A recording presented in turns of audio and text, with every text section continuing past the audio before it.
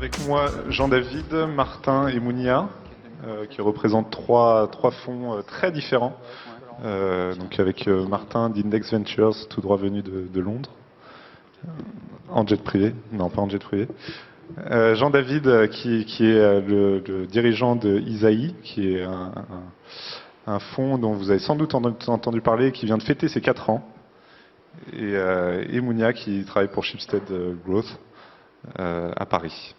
Donc peut-être ma première question, ça va être, est-ce que vous trouvez que c'est facile pour une start-up française de lever de l'argent aujourd'hui? Qui veut répondre à ça? C'est une question, on peut répondre lentement, c'est ça, longuement? On a 1 heure devant nous. Ok.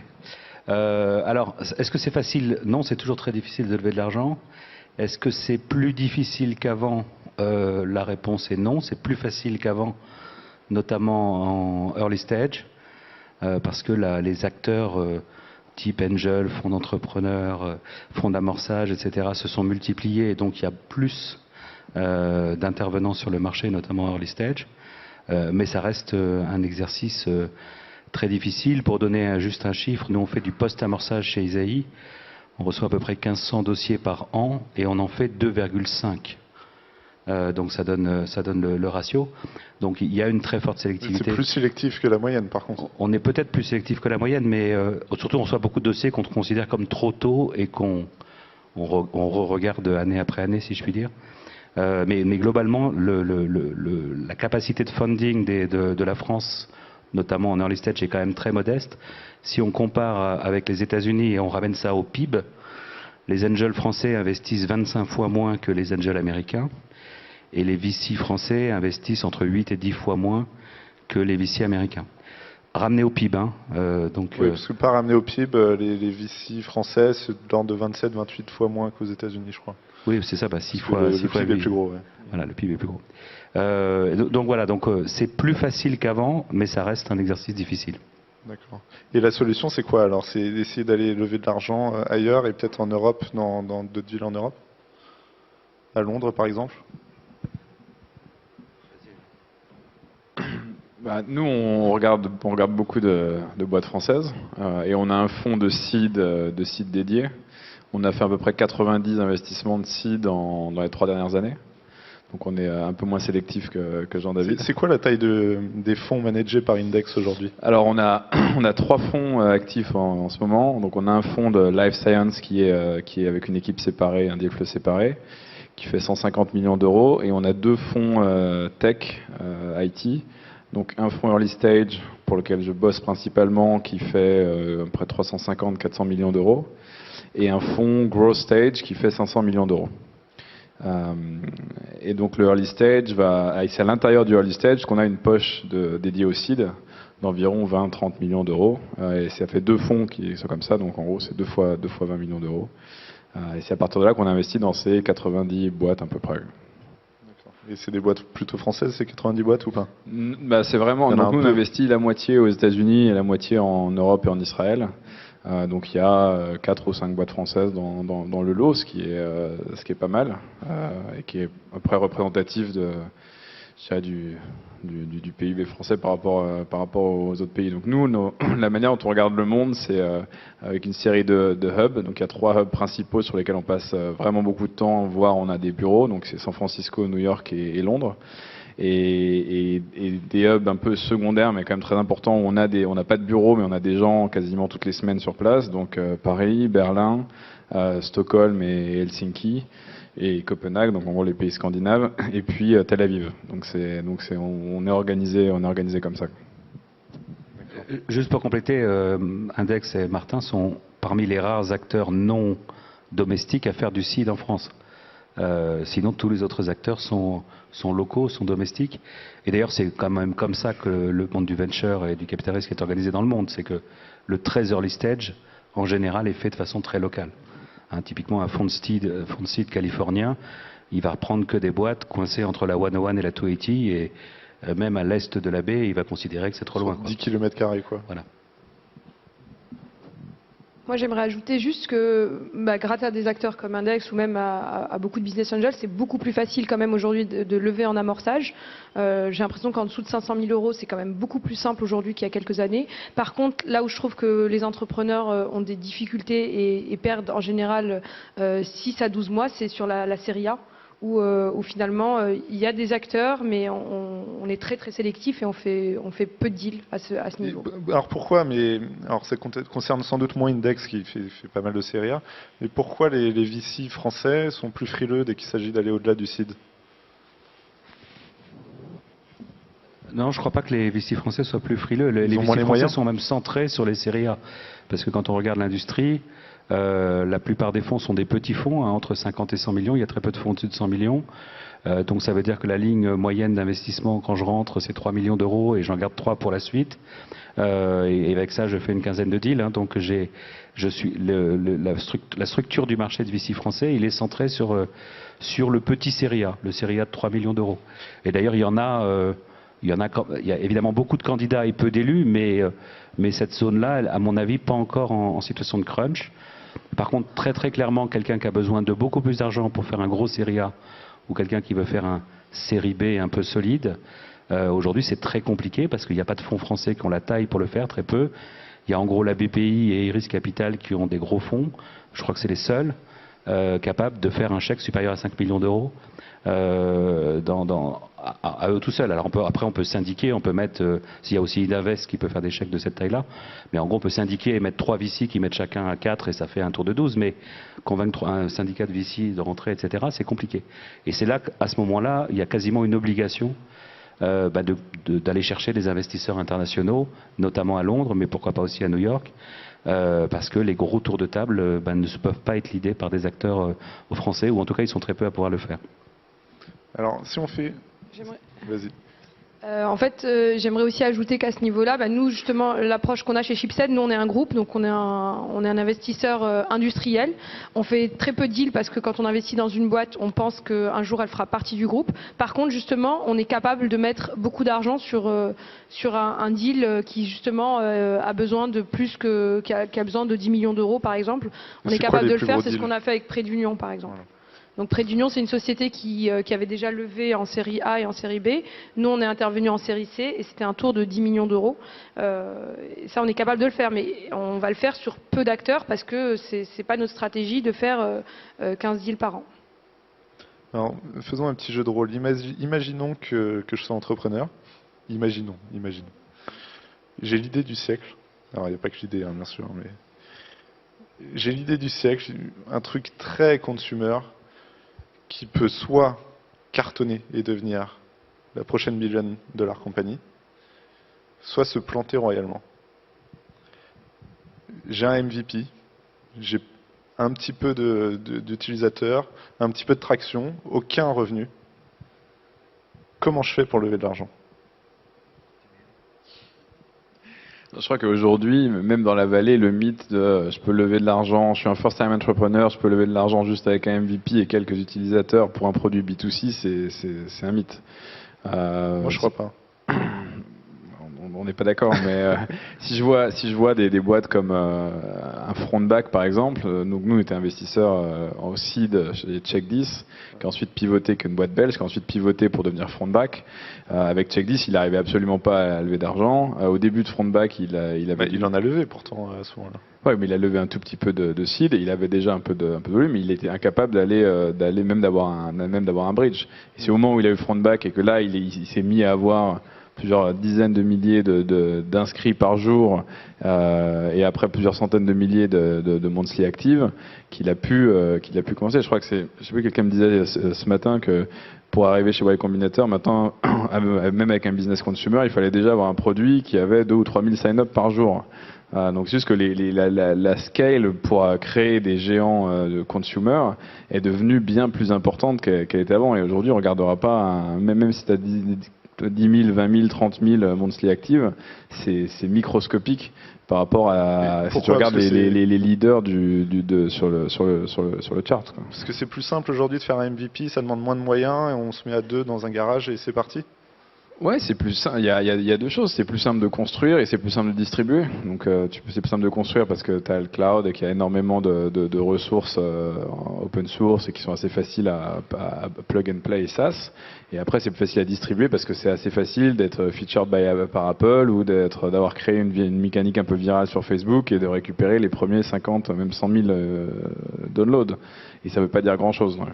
Quand tu vois la taille de King.com en gaming, qui a même plus d'1 milliard de sessions par jour, c'est ça les vrais succès consumer, ils ont cette taille-là. Index a investi dans King, c'est ça? On investit dans King. Ouais. D'accord. Et il y avait des chiffres qui circulaient comme quoi ils faisaient 1 million, 2 millions, 3 millions de dollars de revenus par jour. Ouais, ils sont publics, donc maintenant tu peux voir leur filing. Ils sont passés de 40 millions de revenus à 2 milliards en 2 ans. D'accord. Assez impressionnant. Avec 900 millions d'EBITDA restated. Donc c'est assez rentable de vendre des biens virtuels. Pour compléter la réponse, très clairement, les investisseurs professionnels, sauf sur des tout petits tickets, ne rentrent pas dans des business qui n'ont ni traction ni revenus. Un petit peu de traction, j'avais dit dans mon scénario. Voilà. S'il y a de la traction et pas de revenus, c'est finançable, très clairement. Mais il faut effectivement une traction qui soit significative par rapport à la valeur de monétisation future, par rapport à la capacité à monétiser, etc. Si je prends un exemple pédagogique, un Twitter c'est très dur à monétiser, donc un Twitter on commence à vraiment pouvoir dire que c'est intéressant qu'une fois qu'on sait que ça peut avoir 1 demi-milliard d'utilisateurs. Si un Twitter avec 100 000 utilisateurs, ça sert à rien. Donc forcément il y a cette espèce de risk-reward ratio sur mes utilisateurs, combien ils vaudront, combien je pourrais les monétiser, etc. Mais on peut très bien rentrer dans un business qui fait 0 revenu. J'ai un bon exemple pour ce qui nous concerne, covoiturage.fr qui est devenu Blablacar. Quand on est rentré, il n'y avait pas de business model et il n'y avait pas de revenus. Par contre, il y avait une traction, c'était 200 000 membres dont on savait que la valeur du membre était assez forte, puisque quelqu'un qui fait 10 voyages par an pour quelques dizaines d'euros à chaque fois, par définition, ça peut se monétiser assez bien. Voilà. Donc, je ne sais pas si j'ai répondu à ta question, mais le sujet de la traction et de la monétisation future, c'est un sujet qui va vraiment changer les choses pour l'investisseur. Et très clairement, il y a plus de chances de financer un Twitter aux États-Unis qu'en Europe. C'est le sujet de je ne monétise pas pendant longtemps et je ne fais que grossir une base d'utilisateurs que je monétiserai plus tard, est quelque chose que les Américains savent plus financer que les Européens, qui par définition se disent si je mets les 10 premiers millions, qui mettra les 50 suivants? Et si je ne peux pas trouver les 50 suivants, je serai très mal. Et du coup, c'est pour ça qu'il y a... Ça va être un peu critique ce que je vais dire, mais c'est pour ça qu'il n'y a que le e-commerce qui marche en France? C'est pas vrai, il n'y a pas que le e-commerce qui marche. On est fort en B2B. Si je reviens à 5 ans en arrière, disons, les succès français, c'est plutôt dans le e-commerce. Et est-ce que ça en fait, le scénario que tu as décrit, je pense, je suis un jeune entrepreneur, j'ai fait tu parles vraiment limite, moi j'ai imaginé une application iPhone hyper consumer. Et là, clairement, moi quand je vois des boîtes comme ça en France, je leur dis, mais allez aux États-Unis ou prenez un VC américain ou en tout cas un qui est des deux côtés de l'Atlantique. Maintenant, je pense qu'il y a beaucoup de choses en France et en Europe qui sont consumer et qui sont peut-être un peu moins... En fait, il y a peut-être des business qui ne vont pas être forcément globaux day one. Donc, typiquement, ça enlève tous les jeux mobiles, etc. Où on peut faire des super business en France. Et il y en a d'ailleurs qui se développent et dans lesquels on investit. Et nous, on vient de faire un deal alors qu'on n'est pas censé faire ni d'amorçage, ni de société jeune. On a investi dans une société qui s'appelle Monsieur Drive, qui a un gros côté consumer. C'est un comparateur de supermarché Drive. Et pour l'instant, leur produit n'est même pas terminé et ils ne font pas encore de chiffre d'affaires. Alors, changeons totalement de sujet. Mais il y a... Rajouter un truc sur les aspects consumer. Il y a quelque chose qui existe aux États-Unis, notamment dans la baie de San Francisco, et qui n'existe pas du tout en Europe. C'est le marché de la feature company. C'est-à-dire, je développe une petite feature vachement sympa, qui est difficilement monétisable en tant que telle, mais qui plaît vraiment aux utilisateurs. Et cette feature, bah, finalement, c'est pas un business viable en tant que tel, mais peut-être qu'elle sera rachetée par un Google, un Facebook, un Apple, etc. Et Dropbox, c'est une feature company ou pas? Je pense que c'est beaucoup plus qu'une feature company Dropbox. Mais tu vois, on peut dire qu'Instagram, c'est déjà, ça commence à ressembler à une feature company. Et puis peut-être que WhatsApp ou autre, tu vois, c'est des choses qu'en tout cas qui, en tant que feature, sont difficiles à monétiser en tant que tel. Dropbox, je suis prêt à payer pour. D'ailleurs, je paye pour. Instagram, je suis pas sûr que je serais prêt à payer pour, tu vois. Et ce marché-là, le fait de dire, ben, finalement, à un moment donné, on a montré il y avait un vrai usage, on a montré qu'il y avait une vraie valeur, une vraie stickiness pour les utilisateurs. On ne peut pas monétiser, mais il y a un gros qui nous rachète pour assez cher pour avoir la feature. C'est quelque chose qui n'existe pas du tout en Europe.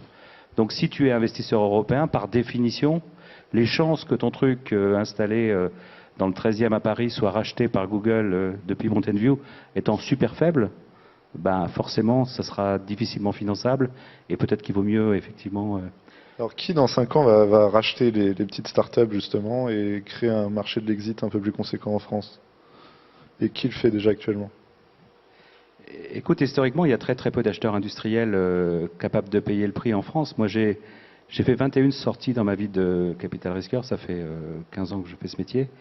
J'ai vendu une seule fois à des Français, c'était Parrot System, qui est plutôt une start-up, qui a plutôt une culture tech, et qui est capable d'acheter de la techno, etc. pour ce que ça vaut, si je puis dire.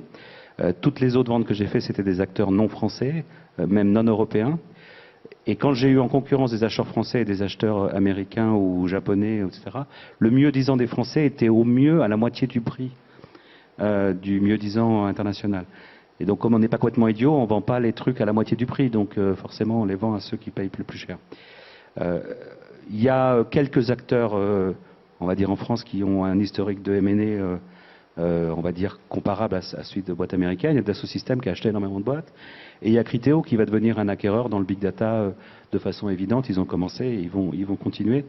Mais on n'a pas assez d'acheteurs comme ça. Et c'est une vraie faiblesse de l'écosystème. Il faut beaucoup plus de boîtes cotées dont le métier et la technologie, pour constituer des clusters qui vont agréger des entreprises et constituer des groupes d'envergure continentale ou mondiale. Ça, c'est évident que c'est vraiment la pièce manquante du puzzle de l'écosystème européen. On a des capitaux, relativement, pas autant qu'aux États-Unis, mais on a quand même. On a des entrepreneurs de bonne qualité, des ingénieurs de très bonne qualité. On a quelques boîtes de taille importante, mais il n'y a pas d'acheteurs traditionnels, mais même pas que dans la tech. C'est qu'on voit aux États-Unis, il y a aussi des boîtes non tech qui commencent à acheter des startups. Nous, par exemple, l'année dernière, on a vendu une boîte qui s'appelle Climate Corp, qu'on a vendu $1 milliard en cash à Monsanto, qui est un acteur de l'agroéconomie. Qui a racheté Climate, qui était un acteur de big data, de données météorologiques pour vendre des assurances aux agriculteurs américains, principalement. Donc ça, c'est le genre d'acquisition qui est complètement en dehors, a priori, de leur cœur de métier, mais qui juste s'adresse aux mêmes clients, quoi. Et ça, c'est vrai que c'est un truc qui en Europe, j'ai pas vraiment d'idée d'exemple d'une boîte agricole ou industrielle traditionnelle qui achèterait une boîte de big data. Je l'ai pas encore vu, surtout pas à $1 milliard. Quoi. Donc des Danone, L'Oréal ou Nestlé, ils achèteraient pas des boîtes comme ça? Ils devraient. Est-ce qu'ils le font? J'ai pas d'exemple en tête de start-up française étant rachetée par ces boîtes, mais peut-être que je me trompe. Du coup, je vais poser une question au lieu de répondre à des questions. Mais est-ce que ça veut dire que pour vous, les startups françaises, leur seul but dans la vie, c'est de vendre leur boîte à un gros acteur américain? Non, c'est pas du tout leur but.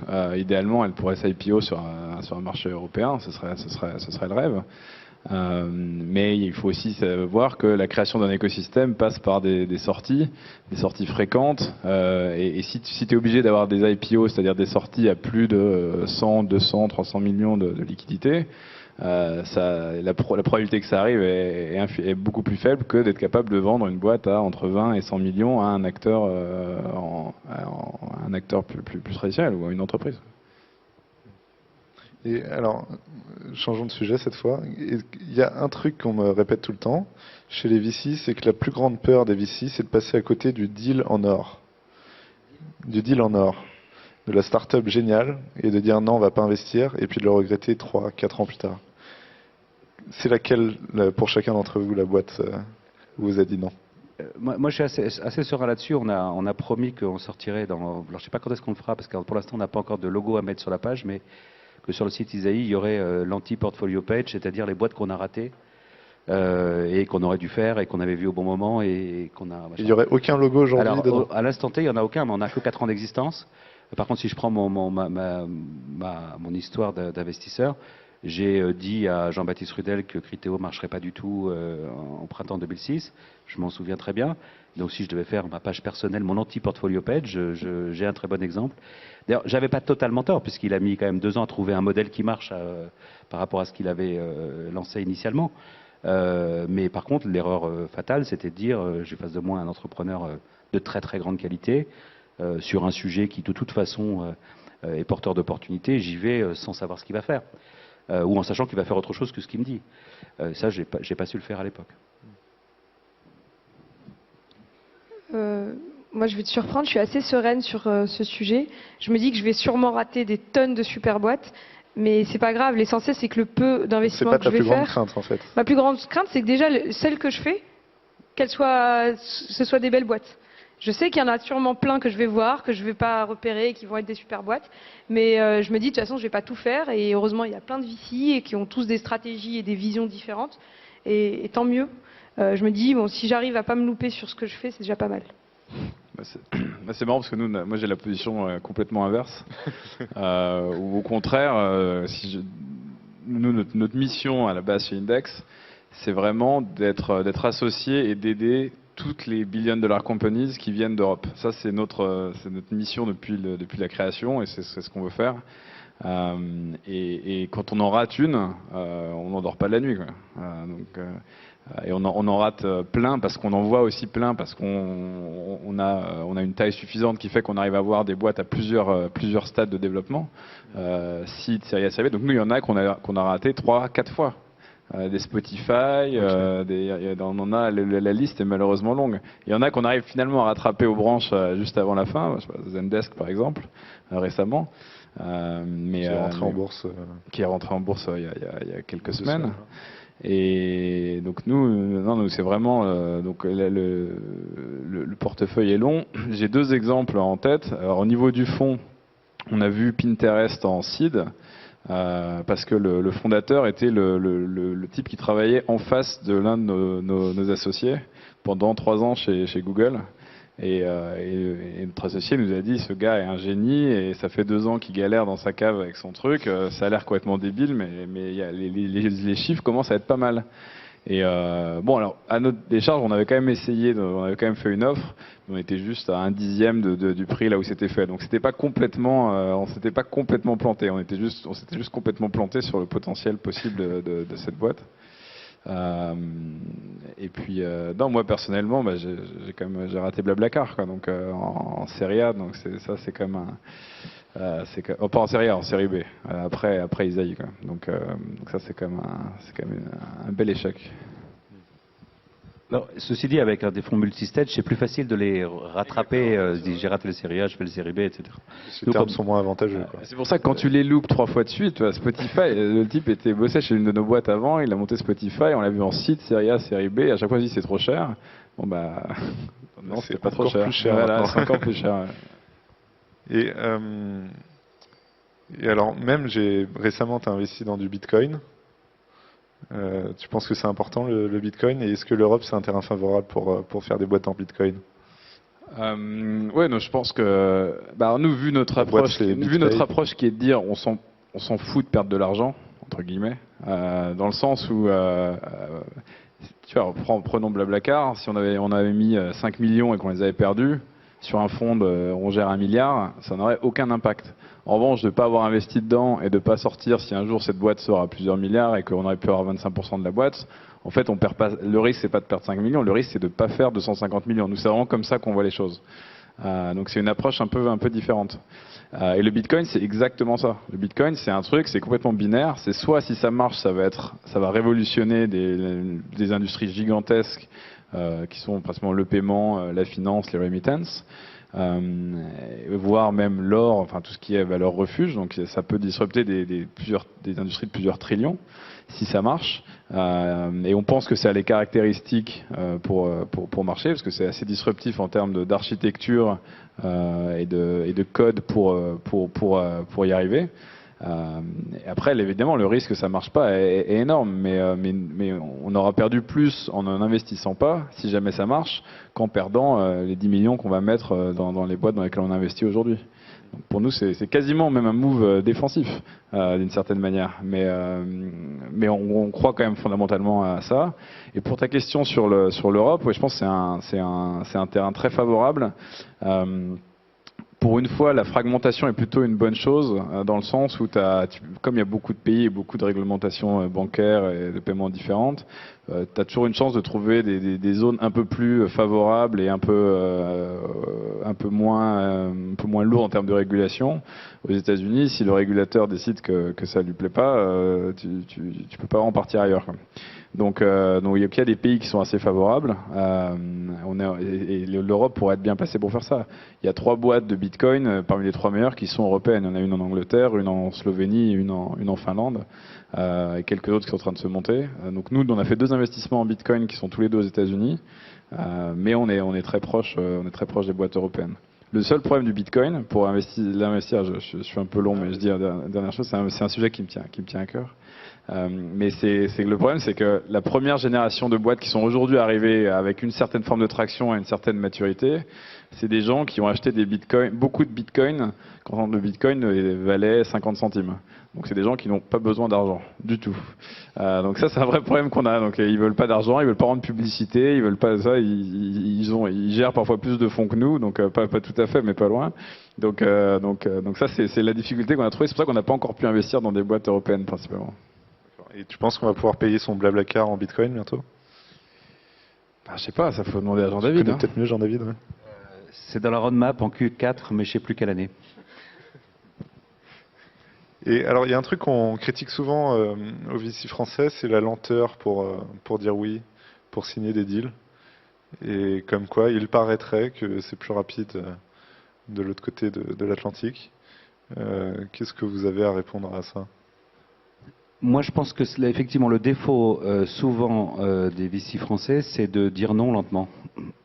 Et là, clairement, on est plus lent à dire non que d'autres endroits sur Terre, si je puis dire. Ensuite, ce dont on s'aperçoit, c'est que pour dire oui, par contre, le timing est souvent imposé par la compétition. Donc plus les gens sont exposés à une compétition forte, c'est le cas d'Index ou c'est le cas de boîtes de VC californiens, plus la capacité à aller vite existe, parce qu'on sait à un moment donné que pour gagner une affaire, une term sheet le vendredi soir, c'est pas pareil que le mardi suivant. Il y a eu des VC californiens intéressés par Blablacar? Il y a sans doute eu des gens, ouais. Enfin, c'est une boîte qui maintenant est repérée par Sandy Road, ouais. Donc voilà, donc il y a ce que je trouve. On ne peut pas demander à des gens d'aller plus vite s'il n'y a pas de compétition, s'il n'y a pas de raison d'y aller, s'ils ont encore besoin d'être plus confortables. Donc je ne pense pas que les gens disent oui trop lentement. Par contre, il y a vraiment un paquet de gens dont on peut se poser la question de savoir s'ils ne rencontrent pas les boîtes pour s'occuper, quoi. Pour finalement, après 3 mois d'études, dire non. Nous, on s'est donné comme objectif de dire non aux boîtes qui nous envoient un papier, le sujet ne nous intéresse pas, en 3 jours, de dire non à un dossier qu'on a reçu, où on fait un meeting avec les entrepreneurs en 3 semaines, et de closer les deals en 3 mois. Mais les 3 jours, on les tient. On répond en 3 jours. Réponse systématique. Absolument. On a quelqu'un à plein temps pour dire non. Faut automatiser, hein, réponse de mail automatique. Je suis complètement d'accord avec Jean-David. Je pense que le vrai problème, et ce qui est horrible pour un entrepreneur, c'est de faire 5-6 rendez-vous avec un VC pour finalement s'entendre dire non. C'est même pas non, on est passé en board et mon board a dit non. C'est non, finalement, j'arrête d'étudier, quoi. Et ça, je pense qu'il faut vraiment que les VC l'évitent. Je pense que, enfin, vous m'arrêtez si vous n'êtes pas d'accord, mais moi, là, au bout du premier rendez-vous, franchement, à 95%, je sais si je vais vraiment l'étudier, si vraiment ça peut faire un deal ou pas. Donc autant dire non rapidement, quitte à rester en contact avec la boîte après, mais au moins pas faire rêver les boîtes. Et par contre, effectivement, après, Enfin, je pense qu'on est tous capables, tous les VC français, on est tous capables d'être très rapides. Mais bon, quand on n'a pas de raison de l'être, ben, on prend notre temps, ce qui est... Voilà. Donc sur les deals les plus chauds, ça va aller vite, mais sur les autres, ça peut prendre du temps même pour dire oui. Après, on n'a pas de raison d'aller lentement pour aller lentement. Hein. Nous Ouais. aussi, on a envie de closer les deals vite. On n'a pas de raison. D'accord. Donc, Je pense qu'on a, nous, on a un profil un peu atypique. En fait, on a un deal flow commun entre les États-Unis et l'Europe. Donc on voit tous les deals ensemble et tous les process se font ensemble et on prend toutes les décisions de façon commune. Donc au final, on se retrouve aligné sur le plus efficace, qui est effectivement la vallée, où là les deals peuvent vraiment se faire en 2 jours. C'est vrai qu'en Europe, on a quand même plutôt tendance à prendre au moins 2 ou 3 semaines d'analyse. Donc les boîtes peuvent revenir dans le même deal flow 2 ou 3 fois. Les gens ont le temps de les appréhender, d'avoir entendu parler des évolutions, etc. Alors que de notre côté américain, il y a des boîtes, on en entend parler une fois, puis on n'entend plus jamais parler, on se rend compte qu'elles sont dans le portefeuille. Donc ça va vraiment beaucoup plus vite. Et du coup, nous on a ça qu'on a aussi des process qui peuvent aller à cette vitesse-là parce qu'on est exposé à la concurrence des fonds américains. Donc la concurrence est toujours une saine pratique parce que ça oblige à être toujours à s'aligner sur les meilleurs. Ceci dit, moi je pense que le trop vite n'est pas forcément une bonne chose parce que moi c'est un de mes grands credos, mais la relation investisseur-entrepreneur c'est quand même une relation qui va durer assez longtemps. Hein, je crois qu'en moyenne les VC restent actionnaires 7 ans des boîtes dans lesquelles ils sont, donc ça veut dire 7 ans de cohabitation. Se marier en 2 jours à Las Vegas, je suis pas sûr que ça conduise à bien choisir sa mariée. Voilà. Donc je pense que le processus de dating de quelques semaines qui fait qu'effectivement l'entrepreneur se sent à l'aise, l'investisseur se sent à l'aise, la communication est de qualité, etc., etc., et les éventuels sujets un peu qui fâchent sont abordés, ont été discutés, enfin qui pourraient fâcher. C'est peut-être lié au nombre de deals aussi, non? Ouais, mais bon, après, on s'aperçoit que quand il y a une relation vraiment de confiance et de confiance, le mot, je pense que c'est le mot le plus important, entre entrepreneurs et investisseurs, on peut passer par des moments difficiles et finalement faire des très belles histoires. Si la confiance, elle n'est pas là, au moindre accroc, ça peut partir en vrille. Hein. Alors c'est quoi votre vision justement du rôle de l'investisseur par rapport aux entrepreneurs des boîtes de son portfolio? Est-ce que ça doit être une approche très pragmatique et pratique, comme certains fonds américains le font, à même aider sur des questions de recrutement, des questions légales, des choses comme ça? Ou est-ce que ça doit être plus de la grosse vision stratégique et donner quelques indicateurs? je pense que le truc le plus important, j'ai commencé ma carrière dans le VC, puis j'ai été entrepreneur, j'ai eu un VC au capital, et j'ai vu les choses vraiment différemment. C'est là qu'on se dit... Je pense que le plus important, c'est que les VC se rappellent que c'est pas eux qui sont aux commandes de la boîte, qu'ils ont justement investi dans une boîte parce qu'ils ont confiance dans le management. Donc moi ce que j'essaye de faire, parce que je me dis je suis loin d'avoir les réponses à tout, il y a plein de sujets auxquels en fait les entrepreneurs connaissent, j'espère pour eux qu'ils connaissent beaucoup mieux leur sujet que moi. Mais par contre, je pense que nous, on a peut-être une capacité à poser les bonnes questions au bon moment et à mettre le doigt là où ça fait un peu mal au bon moment. Et c'est là que c'est important d'avoir une relation de confiance. Parce que justement, l'entrepreneur va être plus à l'écoute de son VC à ce moment-là, et peut-être que le fait qu'on soit pas le nez dans le guidon et qu'en plus on ait une vision un peu plus stratégique parce qu'on voit plein de boîtes, va nous permettre justement de jouer ce rôle. Parce qu'on les voit pas tous les jours non plus, ouais. En plus, ouais. J'étais déjeuné hier avec le fondateur de Multimania qui me disait, en gros, les VC, ils ont rarement les réponses, mais ils ont toujours des bonnes questions.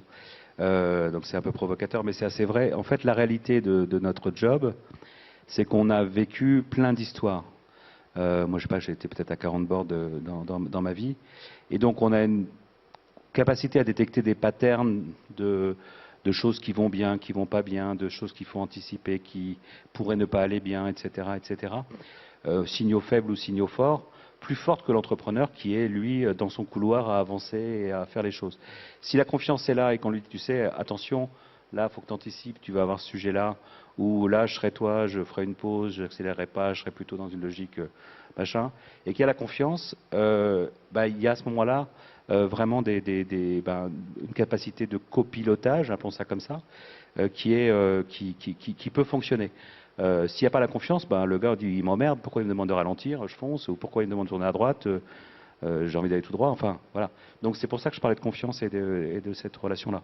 Après, c'est vrai que sur des aspects pratiques, recrutement, legal, whatever, levée de fonds, des choses comme ça, évidemment qu'on est, on est là pour aider, ou introduction, parce qu'on a du réseau par nature, on est connecté à beaucoup plus de gens qu'un entrepreneur isolé, donc on peut contribuer. Mais je pense que la vraie valeur ajoutée, c'est d'aider à écrire une equity story qui soit la plus successful possible, en n'étant pas tout le temps en train de dire à droite, à gauche, machin, mais de dire de temps en temps, attention, là je sens qu'on va avoir, j'anticipe un problème, ou j'anticipe une difficulté, ou je pense que tu dois te préparer à ça, ou que tu te mettes ça dans la tête parce que c'est pas un enjeu de maintenant, mais c'est un enjeu d'après-demain, etc., etc. Et je pense que c'est là qu'un VC a vraiment une valeur ajoutée. Ouais, il y a plein de choses. C'est un vaste sujet que moi j'apprends en permanence, quoi. Je suis au début de ma carrière de VC et je commence à faire les boards, et donc je découvre autant que les entrepreneurs souvent. Donc ça, c'est ça qui est assez amusant, surtout quand tu investis dans des boîtes avec des first-time entrepreneurs. Mais ce qui est intéressant, je trouve que c'est un travail, une collaboration qui est assez efficace, justement parce que c'est deux métiers très très différents. C'est-à-dire que l'entrepreneur est obsédé par son secteur et connaît tout dessus dans le moindre détail, alors que c'est un peu un métier de monomaniaque, de monogame, alors que le VC va plutôt être un peu plus polygame et va regarder plein de boîtes différentes, à des stades différents, sur des géographies différentes, dans des secteurs différents, en tout cas en ce qui nous concerne. Et du coup, tu as une discussion entre les deux qui est vraiment, qui peut vraiment porter ses fruits, parce que tu as quelqu'un qui a une expertise secteur et quelqu'un qui voit beaucoup d'autres choses. Donc ça, c'est une collaboration qui est intéressante. Nous, ce qu'on a essayé de créer chez Index, c'est de rajouter une couche en plus du partenaire individuel. C'est qu'historiquement, les fonds de VC étaient assez individuels. C'est-à-dire que tu avais la relation avec la personne qui était à ton board, et en fait, de temps en temps, tu voyais le reste de l'équipe quand il s'agissait de relever de l'argent, en gros, mais après, il se passait pas grand-chose d'autre. Et donc, tu pouvais vraiment leverager une personne qui était très impliquée, mais tu n'avais pas toute la structure derrière. Et nous, on était vraiment sur ce modèle-là. Et depuis 3 ans, on a créé ce qu'on appelle un portfolio services. Donc, on a une équipe de 7 personnes qui vont essayer de mettre en commun toutes les ressources qu'on a dans le portefeuille, les expériences de tous les différents partenaires, toutes les ressources en termes de base de données de recrutement, tous les service providers. Donc il y a énormément de choses à faire là-dessus, qui fait que la boîte n'a pas seulement accès à moi ou à mon partenaire, mais à tout un pool de ressources, et en particulier toutes les autres boîtes qu'il y a dans le portefeuille. Nous, on a choisi une approche qui est plus une approche un peu light de marketplace. On va essayer idéalement que les boîtes s'aident entre elles, et idéalement si elles ont les mêmes modèles ou des challenges un peu communs, plutôt que de recruter nous-mêmes une armée de 150 personnes qui vont aller dans les boîtes et faire le boulot à leur place, qui est le modèle d'Andreessen Horowitz. Je ne sais pas quel est le meilleur modèle. Leur modèle leur coûte plus cher, mais en même temps, peut-être qu'il aura de meilleurs résultats. Je pense que le jury is still out. Mais pour compléter sur ce sujet relation investisseur-entrepreneur, une des particularités d'Isaïe, c'est que l'argent qu'on gère vient pour 60% d'entrepreneurs. Et que quand on investit dans une entreprise, on mobilise 2 de ses souscripteurs entrepreneurs au board des entreprises dans lesquelles on investit. Et donc ça veut dire que l'investisseur Isaïe, il est représenté au board des boîtes dans lesquelles on est par quelqu'un d'Isaïe, donc moi ou Christophe ou quelqu'un d'autre, et puis par des entrepreneurs qui ont un vécu d'entrepreneur. Et tu peux citer quelques noms d'entrepreneurs. Je peux prendre l'exemple de Blablacar. Au board, il y a Pierre Kosciusko-Morizet, connu, qui est fondateur de Price Minister, et Didier Kuhn, qui était le fondateur de Screen Tonic, qui est une boîte de mobile advertising qui a été rachetée par Microsoft. Et ces deux entrepreneurs qui sont au board de Blablacar, ils ont à des moments ou à d'autres été très utiles à Mazzella, Fred Mazzella, le patron de Blablacar. Je me rappelle d'un gros deal où il était très inquiet de la négo, etc. Et où Didier a passé du temps avec lui, Didier Kuhn a passé avec lui, est allé au négo, était machin. Et on a dit ça sera soit un gros deal, soit pas de deal. À la fin, ça a été un gros deal.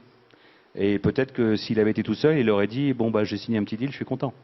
Voilà. Donc on pense que mettre des entrepreneurs qui ont vécu des choses aux côtés d'entrepreneurs qui ont moins d'expérience, ça apporte beaucoup. Et puis ça fait que la relation investisseur-entrepreneur, elle devient entrepreneur à entrepreneur. Donc par nature, elle est plus confiante, moins défiante, moins toxique potentiellement. Mais là, tout ce qui vient d'être dit est hyper intéressant et c'est du coup d'autant plus important pour un entrepreneur de prendre un peu de temps pour choisir son investisseur. Il y a plein de stratégies différentes, plein de personnalités différentes et d'approches qui sont tout autres. Voilà, on ne sait pas qu'est-ce qui va marcher, qu'est-ce qui va pas marcher. Moi, je pense que ça dépend de l'entrepreneur et de la start-up. Donc, le seul conseil que j'ai à donner, c'est vraiment prenez le temps de vous renseigner sur cet investisseur, à part l'argent qu'il va m'apporter, mais qu'est-ce qu'il va m'apporter d'autre. Et là, par exemple, j'ai parlé, donc moi, je fais partie d'un groupe, donc c'est une approche encore plus différente, parce que je pense que pour un entrepreneur, c'est beaucoup plus engageant de faire rentrer un groupe au capital que de faire rentrer un VC financier. Et ce que je dis toujours pour rigoler, je dis, mais si vous faites rentrer un groupe à votre capital et qu'il n'est pas capable de vous apporter autre chose que de l'argent, le faites pas rentrer, fuyez en courant. Donc, que ce soit un groupe, un VC avec des approches aussi originales que ce qu'on vient d'entendre, renseignez-vous et essayez de voir qu'est-ce qui vous intéressera et qu'est-ce qui vous aidera à arriver au top. Est-ce que tu penses que les meilleurs VC, toi, c'est des anciens entrepreneurs ou pas? Je vais dire oui parce que je suis une ancienne Ah entrepreneur. oui, c'est pour ça que je te demande. Non, je pense pas. Je pense que c'est deux métiers très différents. Je pense que les deux expériences vont vraiment s'enrichir l'une de l'autre. Moi, je suis plus du tout la même VC maintenant qu'avant mon expérience. Bon, à part le fait que j'ai aussi un peu gagné en seniorité, mais je vois bien que j'ai plus du tout les mêmes réflexes. Après, il faut faire attention. Il y a certains entrepreneurs qui pensent que parce qu'ils ont réussi en tant qu'entrepreneurs, ils vont être des bons VC. C'est pas forcé. C'est pas le même métier du tout. Et vice versa. Le VC qui pense que ça va être un excellent entrepreneur, faut qu'il fasse gaffe. Donc je pense que c'est deux métiers différents. Il y en a qui vont réussir et il y en a qui vont pas. Et est-ce que vous avez des méthodes pour chasser des dossiers, entre guillemets, et aller voir des boîtes qui n'ont pas forcément déjà frappé à votre porte et leur proposer de parler quelles sont vos méthodes pour avoir des signaux? Nous, notre deal flow, il est pour, je sais plus le pourcentage qu'on appelle chasse versus pêche, mais je dirais que c'est 2 tiers pêche et 1 tiers chasse. La façon dont on fonctionne sur le early stage, on a à peu près 1000 dossiers qui arrivent spontanément, soit sur notre site web, soit parce que les gens nous connaissent, soit parce qu'ils connaissent quelqu'un qui nous connaît, etc. On va dire par email pour simplifier. Et puis il y a à peu près 500 dossiers qu'on approche de façon proactive. En général, c'est vraiment un métier, enfin ce boulot-là, c'est un boulot extrêmement, on va dire, scolaire. On prend tous les événements avec les logos des boîtes, toutes les boîtes qui gagnent des prix, toutes les boîtes qui sont citées dans Journal du Net, French Web, etc. On se pose la question, est-ce qu'on les connaît? TechCrunch, vous ne parlez pas des petites boîtes early stage françaises. Hein. Il faudra que vous en parlez quand elles lèvent 5 millions de dollars, mais avant, vous n'en parlez pas beaucoup. Alors là... Bon. Je peux parler d'un dossier intéressant, justement. D'accord, on parle. Bunker, par exemple. Ah bah Bunker, je le connais depuis super longtemps. Donc, j'étais le premier à faire un article dessus en juillet dernier. Mais moi, je les connais depuis 2010. Bunker. Et ils se sont mis à chercher à lever de l'argent. Laisse-moi finir mon histoire. Ils se sont mis à chercher à lever de l'argent vers septembre, octobre, par là. Et ils ont mis 3-4 mois avant de réussir à trouver un investisseur. Donc... Ok. Non, je ne veux pas faire dire de mal de TechCrunch, mais c'est vrai que c'est pas notre source numéro 1 early stage. Pareil, les accélérateurs, on va tous les démoder, etc., etc. Et au bout du bout, arrive à peu près 500 opportunités. Donc c'est une bonne chose pour une start-up de passer par un accélérateur pour essayer d'arrondir son avenir? Je ne sais pas répondre, mais nous, on se dit qu'on n'est pas à l'abri de trouver une boîte qui sort d'un accélérateur qui soit un super projet, quoi. Mais je suis pas sûr que une mauvaise boîte passant par l'accélérateur va pas devenir une bonne boîte, et toutes les bonnes boîtes ne sont pas passées par l'accélérateur. En général, les meilleurs dossiers, c'était des dossiers chassés ou pêchés?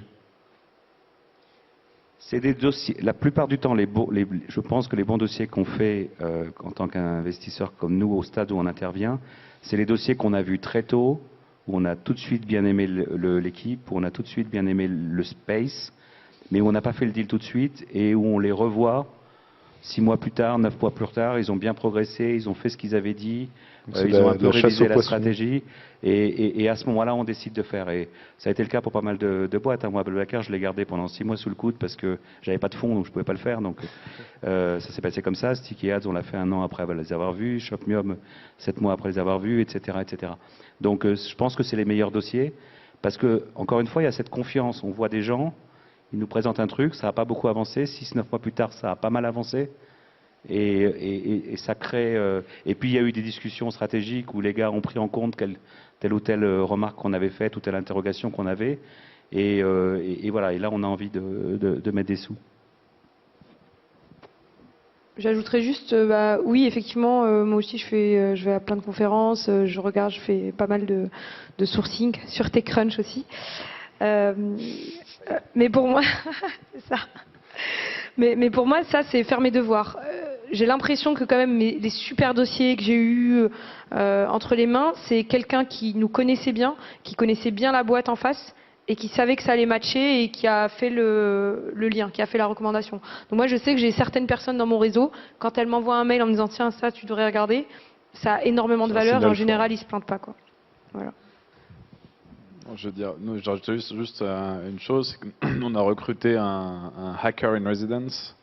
Donc on a rajouté une couche de data en plus de tout ça, donc qui a des crawlers sur LinkedIn, sur Twitter, sur Facebook, sur Google AdWords, pour essayer d'identifier des signaux quantitatifs avant même que n'importe qui d'autre les ait vus. Et ça, c'est un énorme boulot en fait. On se rend pas compte, mais c'est avant d'arriver, parce qu'il y a beaucoup de false positives. Donc avant d'arriver à avoir vraiment de la qualité de ça, ça fait 2 ans qu'ils bossent dessus. Et là, on commence à avoir des deals bien.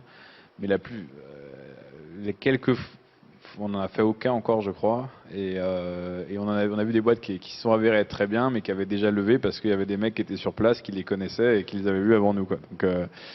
Donc ça marche, mais c'est pas encore tout à fait assez. Ça n'arrive pas encore à battre vraiment l'implantation locale et le réseau d'un business angel qui te dit ah bah tiens, tu dois regarder cette boîte, c'est intéressant, quoi. Donc il n'y a rien qui bat vraiment l'implantation locale, je pense. D'accord. Peut-être, je ne sais pas si on peut prendre des questions du public. Je ne sais pas s'il y a quelqu'un avec un micro. Ou peut-être que vous pouvez crier votre question. Est-ce qu'il y en a qui ont des questions pour... Il y a quelqu'un avec un micro.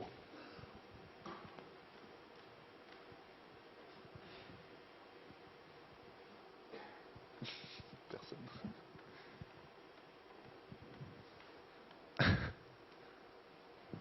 C'est toujours la première question qui est dure. Après ça.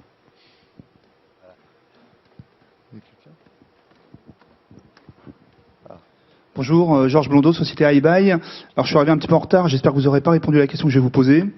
Quand on choisit de contacter des investisseurs et des fonds d'investissement, est-ce qu'on a intérêt à aller voir les fonds d'investissement qui sont dans notre domaine d'activité, quitte à ce qu'on tombe sur des fonds d'investissement qui font de l'espionnage pour leur portefeuille actuel, ou doit-on aller voir des fonds d'investissement qui sont hors de notre schéma d'activité et sur lesquels on a moins de risques finalement de se faire rattraper et piquer un peu nos idées?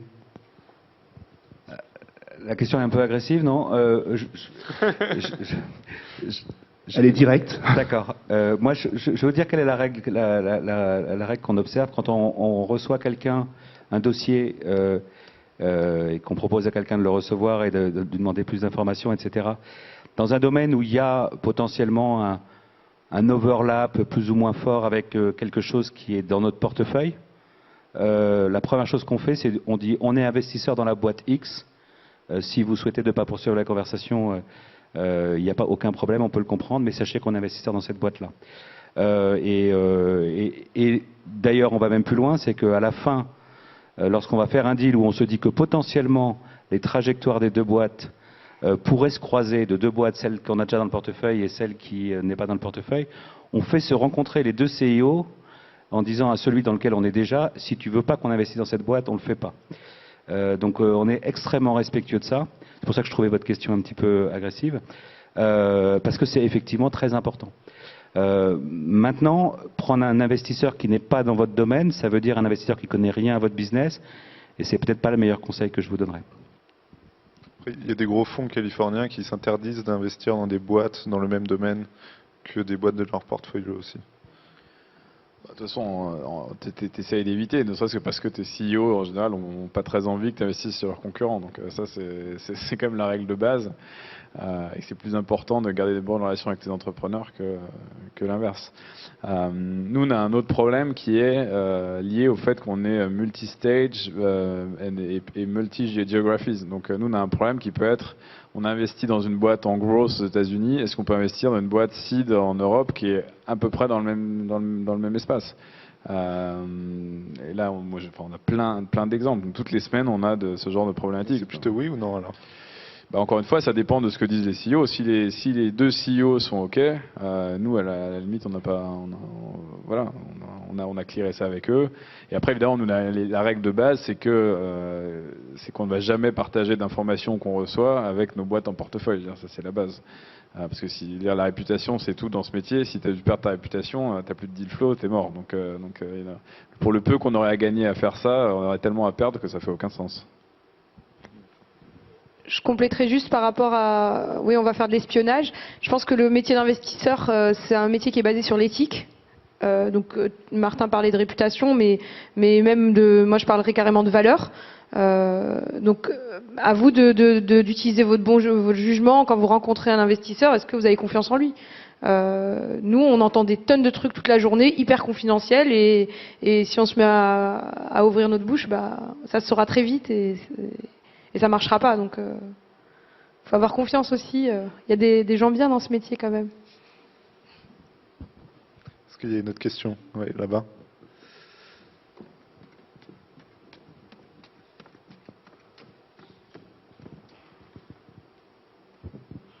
Merci. Moi, c'est une question pour Index Venture. Donc, vous êtes sur le early stage, sur le seed, sur le série A, série B. Quand vous investissez dans un seed, quel signal ça envoie au marché quand vous investissez pas dans le série A, par exemple? Est-ce que c'est pas un danger par rapport à ça? Ça s'applique aussi aux autres ici, d'ailleurs.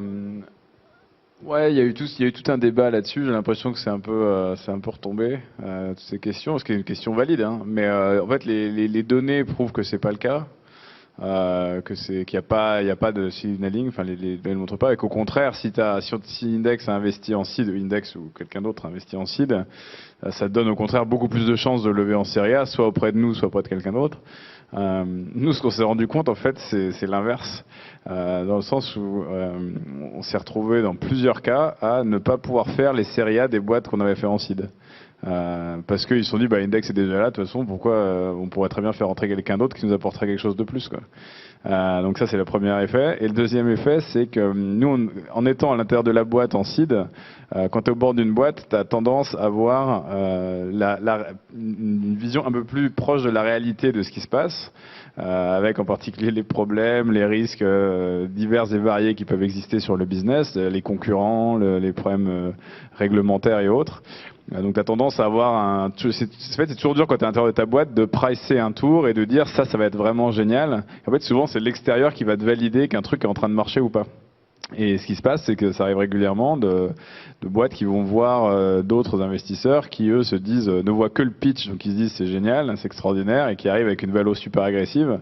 Et nous, le temps qu'on réagisse, c'est trop tard. Donc c'est plutôt l'inverse en fait qui se passe dans notre expérience.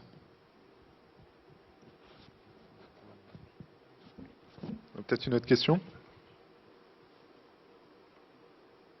Ouais, j'en vois deux là-bas. Bonjour, Florian Verger, étudiant en informatique. J'avais une petite question sur l'âge des entrepreneurs qui demandent d'emprunter de l'argent, enfin, qui demandent un peu d'aide niveau financier. Si ça peut être un facteur déterminant, vous pouvez refuser directement. Un gars qui vient pour emprunter de l'argent chez moi, il n'aura pas peu de chances d'en trouver, parce que je ne suis pas banquier, je suis investisseur. Donc je ne traite pas, j'investis. Donc juste pour le vocabulaire. Sur l'âge, on s'aperçoit que l'âge des entrepreneurs, il est de plus en plus jeune aujourd'hui. Je crois que nous, on a deux CIO qui, dans nos 10 portefeuilles listed, 10 sociétés de portefeuilles listed, qui n'ont jamais bossé en dehors de l'entreprise qu'ils ont créée, et 5 qui ont lancé la boîte, ils avaient moins de 30 ans. sur 10. Hein. Donc c'est quand même par rapport à ce qu'on observait il y a 10-15 ans, on avait plutôt des gens qui avaient une dizaine d'années d'expérience, voire plus, qui se lançaient dans l'entrepreneuriat. Il y a clairement un phénomène qui est notamment lié aux grandes écoles qui ont intégré des modules d'entrepreneuriat et qui ont donné envie aux gens de vivre ces choses-là. Donc l'âge n'est pas un frein. Ceci dit, si quelqu'un arrive avec un projet très B2B dans un secteur qui a ses codes, qui a ses règles, et le gars n'a zéro expérience professionnelle et il sort juste de l'université ou d'une grande école, sa crédibilité va être modeste. Si par contre il lance un produit consumer qui adresse plutôt une population jeune, etc., digital native et autres, sa crédibilité sera peut-être plus forte qu'un vieux papy de 55 ans qui essaierait de faire la même chose. Donc il faut aussi que l'âge, l'expérience professionnelle et les projets soient en cohérence. Mais en tout cas, il n'y a aucun problème à financer un entrepreneur de 24 ans ou 25 ans aujourd'hui. Merci. Et peut-être, deuxième question, est-ce que c'est une forte plus-value de ne pas être first-time entrepreneur? Ça dépend vraiment des projets. Il y a eu un article il y a quelques mois qui disait que les plus gros succès des dernières années sur Internet étaient des first-time entrepreneurs, des mecs qui n'avaient même pas encore quitté l'université. Donc ça peut au contraire être un point positif. Mais c'est pareil, c'est pas une question ni de first-time entrepreneur, ni d'âge, ni rien. Il faut que le profil complet de l'entrepreneur soit en cohérence avec le projet. Et il faut qu'il y ait un fit entre les deux, qu'on sente que ça va ensemble.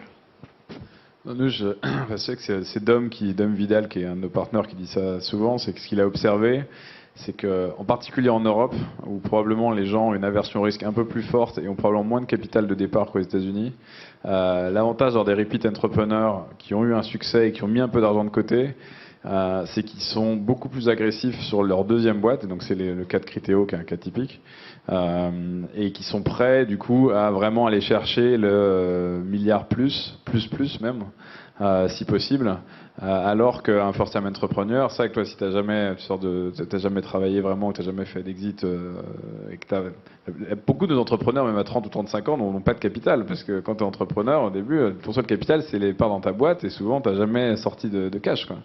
Et la plupart des mecs peuvent avoir 35 ans et encore louer leur appart et pas avoir de fric du tout, quoi.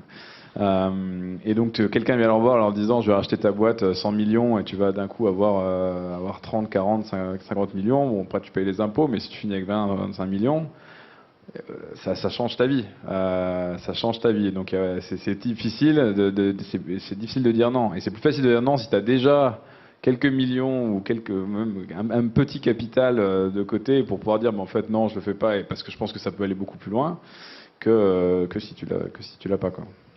Je crois qu'il y a une statistique qui disait que un entrepreneur, sa meilleure boîte, c'est sa deuxième boîte quand il en a fait plusieurs. Hein. Par contre, la troisième est beaucoup moins bien que la seconde. Parce qu'il y a un moment donné où finalement, la capacité à, from scratch, faire sortir quelque chose, le faire émerger, mettre toute son énergie, etc., l'individu, il l'a plus. Et donc il est incapable d'être disruptif, finalement, il est fatigué. Mais la deuxième, surtout si la première n'a pas été un grand succès, ou même un échec, ou encore mieux si elle a été un échec, il y a une énergie dans la deuxième boîte qui peut faire des miracles. Ensuite, être serial entrepreneur, très clairement, c'est un avantage en termes de capacité à trouver des financements, etc. Très clairement, prenons l'exemple de Jean-Baptiste et Criteo. Le premier tour de 2006, celui où je disais que j'avais dit non, qui avait été fait par Elaya et Idinvest, c'était un tour de 3 millions sur un PowerPoint qui valait pas le coup. Mais c'était Jean-Baptiste Rudel. Et Marie et Benoît, ils ont eu l'intelligence de dire on met 1,5 million chacun sur Jean-Baptiste Rudel, finalement. D'accord. Je crois qu'on va s'arrêter là. Je vous remercie et puis ça continue juste après. Merci.